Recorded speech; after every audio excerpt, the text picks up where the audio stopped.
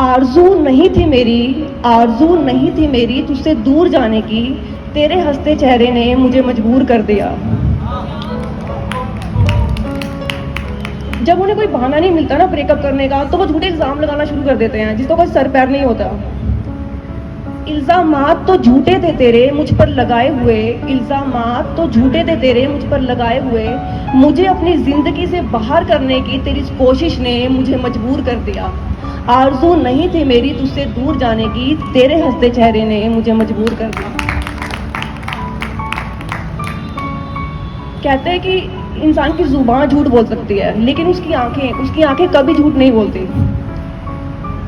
झूठ बोलने की अदा तो खूब थी तुम्हारी, झूठ बोलने की अदा तो खूब थी तुम्हारी, तुम्हारे प्यार में मैंने उस पर भी यकीन कर लिया, जब तुम्हारी नज़रें झुकने लगी मेरी नज़रों से, बस तुम्हारी इस हरकत ने मुझे मजबूर कर दिया। आरज़ू नहीं थी मेरी तुझसे दूर जाने की, तेरे हंसते चेहरे ने मुझे मजबूर कर दिया। रिलेशनशिप जब खत्म होने की कगार पर होता है ना, तब हम एक लास्ट कोशिश जरूर करते हैं उसको बचाने की, इस उम्मीद में कि शायद सब ठीक हो जाए।